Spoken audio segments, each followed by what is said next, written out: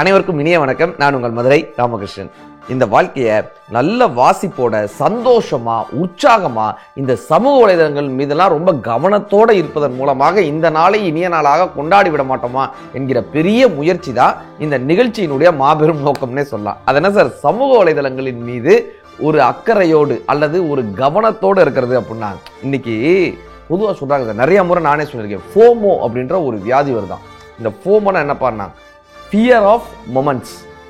ஒரு ஃபோட்டோவை போட்டுட்டு இந்த ஃபோட்டோக்கு எத்தனை பேர் கமெண்ட் பண்ணியிருக்காங்க, இந்த ஃபோட்டோக்கு எத்தனை பேர் லைக் பண்ணியிருக்காங்க, இந்த வீடியோவை எத்தனை பேர் பார்க்குறாங்க, நம்மளை எத்தனை பேர் கவனிக்கிறாங்க, நம்ம ஸ்டேட்டஸை யார் யாரெல்லாம் பார்க்குறாங்க, அவங்க ஸ்டேட்டஸ் என்னெல்லாம் இருக்குது, இதை பார்க்கறதுனால என்ன ஆகுதுன்னா எண்ணத்தினுடைய ஓட்டங்கள் அதிகமாகுதுன்றாங்க. எண்ணத்தினுடைய ப்ரெஷர், அந்த ப்ரெஷர் ரொம்ப அதிகமாகுதுன்றாங்க.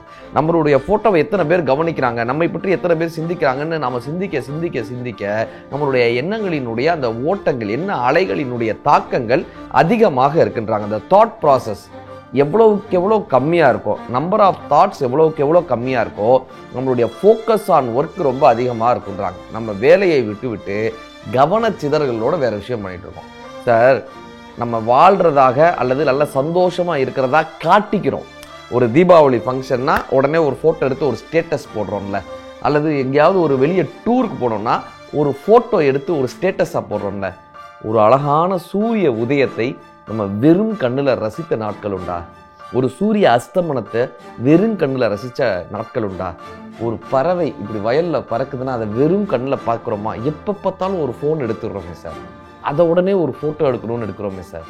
அதை உடனே இப்போ விநாயகர் சதுர்த்தி வந்ததில்லை, விநாயகர் சதுர்த்தியில் விநாயகரை ஊர்வலமாக எடுத்துகிட்டு போகிறாங்க. எத்தனை பேர் சார் விநாயகரை கையெடுத்து கும்பிட்டாங்கன்னு பார்க்குறீங்க? முக்கால்வாசி பேர் விநாயகர் ஊர்வலத்தை வீடியோ எடுத்துக்கிட்டே இருக்காங்க.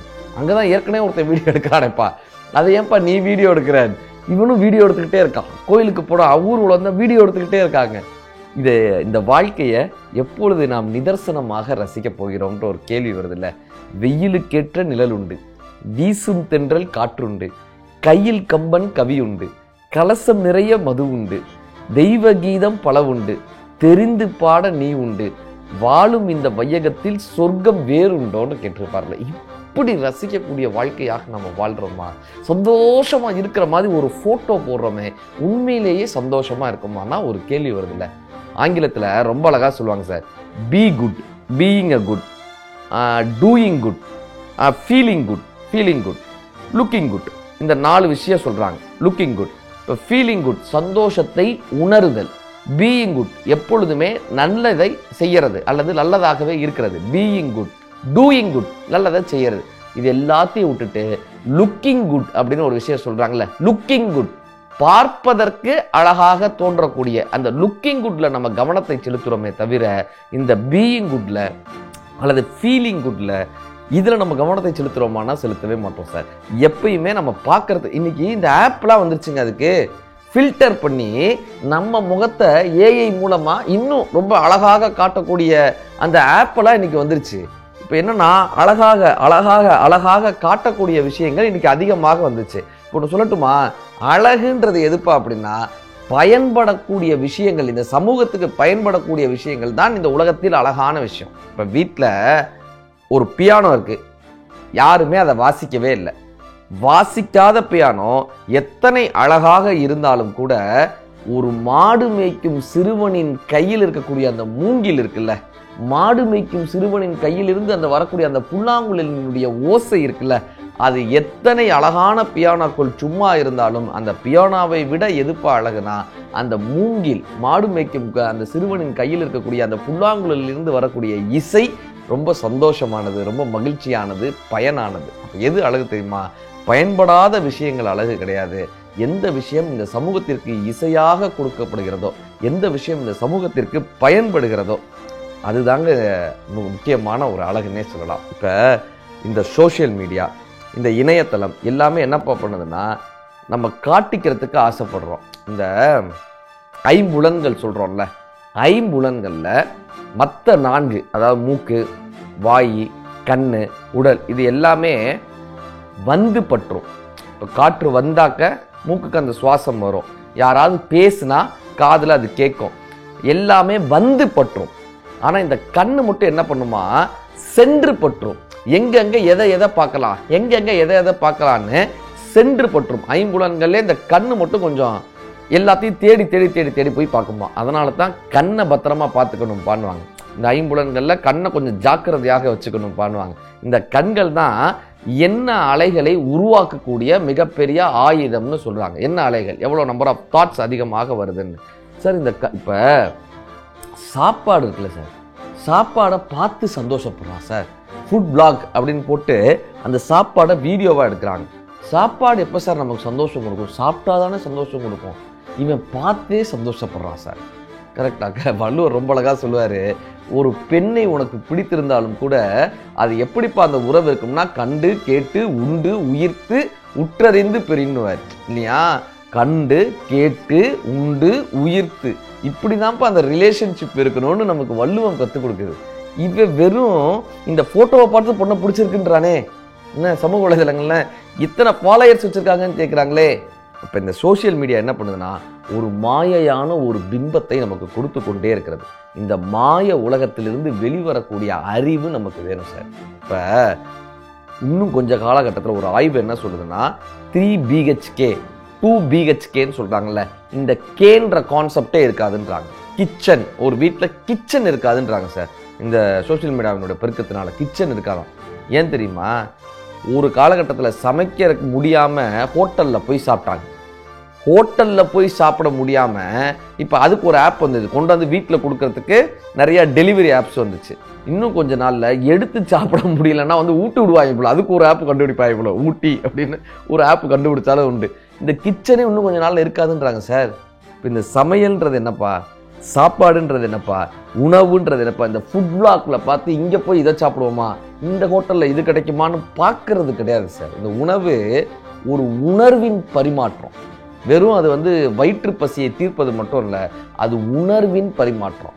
ஒரு தாய் சமைக்கிறாங்கல்ல, எத்தனை அன்போட எத்தனை பரிவோட, தன் கணவனுக்கு இது பிடிக்கும், தன்னுடைய குழந்தைக்கு இது பிடிக்கும், கணவனுக்கு கொலஸ்ட்ரால் இருக்கு எண்ணெயை கம்மியாக ஊற்றணும், குழந்தைக்கு பாவக்காய் கொடுத்தா நல்லது, கீரை சமைச்சு கொடுத்தா உடம்புக்கு நல்லதுன்னு ஒரு அக்கறையோட வீட்டில் சமைக்கிறாங்கல்ல, அந்த சமையல் தான் சார் ஆரோக்கியத்தை கொடுக்கும். ஹோட்டலில் என்ன வகையான சமைக்கிறாங்கன்னுடைய மனநிலை எப்படி இருக்குன்னு நமக்கு தெரியாது. ஒரு முனிவர் ஒரு ராஜாவோட அரண்மனைக்கு போகிறாரு. நிறைய பேசிக்கிட்டு இருக்காங்க. அவரை சாப்பிட்டுட்டு போக சொல்கிறாங்க. முனிவரும் ராஜாவும் ஒன்றா உட்காந்து சாப்பிட்றாங்க. இந்த முனிவர் சாப்பிட்டுட்டே இருந்தவர் என்ன பண்ணுறாரு, போகும்போது ராஜாவோட நகையை எடுத்துகிட்டு போயிட்டார். ராஜா அந்த பக்கமாக வச்சுருந்தா ஒரு நகையை எடுத்துகிட்டு போயிட்டார். முனிவருக்கு திருட்டு என்ன தோணிருக்கு சார், நகையை எடுத்துகிட்டு போயிட்டார். அதுக்கப்புறம் தன்னுடைய ஆசிரமத்துக்கு போனதுக்கப்புறம் தான் அவருக்கு தோணுது, நான் ஏன் ராஜாவோட நகையை எடுத்தேன், எனக்கு ஏன் இந்த நகையை எடுக்கணுன்ற எண்ணம் வந்துச்சு, நானே முற்றும் துறந்து என்னுடைய சொத்துக்களே விட்டுட்டு தானே நான் இங்கே வந்தேன், இப்படி ஒரு முனிவரா ஒரு துறவியா என் சொத்தையே தூக்கி போட்டு தானே வந்தேன், எனக்கு எதுக்கு இந்த நகை, இந்த நகையை நான் எடுத்து என்ன பண்ண போகிறேன், இந்த எடுக்கணுன்ற எண்ணம் எனக்கு எப்படி வந்துச்சு. திரும்ப அந்த நகையை எடுத்துகிட்டு போகிறாரு. ராஜாவோட உட்காந்து பேசுறாரு. நம்ம எல்லாம் சாப்பிட்டுட்டு இருந்தோம், சாப்பிட்டு முடிச்சதுக்கப்புறம் நான் உன் நகையை எடுத்துகிட்டு போயிட்டேன், எனக்கு ஏன் இந்த எண்ணம் வந்துச்சு, எனக்கு நீங்கள் சாப்பாடு போட்டிங்கல்ல, அது யார் சமைச்சாங்களோ அவங்கள வர சொல்லுங்கன்றார். இப்போ சமைத்தவர் கூப்பிட்றாரு, அவருடைய மனநிலை என்னன்னு கேட்குறாங்க. எல்லாம் விசாரித்து பார்த்தா சார், ஒரு திருடன் அரண்மனையிலிருந்து அரிசி மூட்டையை திருடிட்டு போயிருக்கான். அரிசி மூட்டையை திருடிட்டு போயிருக்கான். அவங்கிட்ட இருந்து கைப்பற்றின அந்த திருடனை பிடிச்சி அவன்கிட்டேருந்து கைப்பற்றின அந்த அரிசி மூட்டையிலிருந்து தான் அந்த சாதம் வடித்து முனிவருக்கு போட்டிருக்காங்க. அதனால் அந்த திருடனினுடைய கைப்பட்ட அந்த அரிசியின் காரணத்தினால முனிவருக்கும் அந்த திருட்டு எண்ணம் வந்ததான். இதை முனிவர் கண்டுபிடிச்சு சொல்றார். எனக்கும் அந்த திருட்டு எண்ணம் அதனால்தான் வந்தது அப்படின்னு அவர் கண்டுபிடிச்சு சொல்றார். ஒரு சாதாரண ஒரு மனிதன் அல்லது ஒரு திருடனினுடைய தீய எண்ணம், நெகட்டிவ் தாட்ஸ் உண்ணக்கூடிய உணவுப் பொருளின் மீது பட்டாலும் கூட அது உண்பவர்களினுடைய மனநிலையை மாற்றுகிறதுன்னு கண்டுபிடிச்சு சொல்றாங்க சார். இவ்வளோ ஆச்சரியமான ஒரு விஷயம் பாருங்க. இப்போ சமைப்பவர்களினுடைய மனநிலை மிக மிக முக்கியம். சமைக்கும் பொருட்கள் ரொம்ப ரொம்ப முக்கியம்.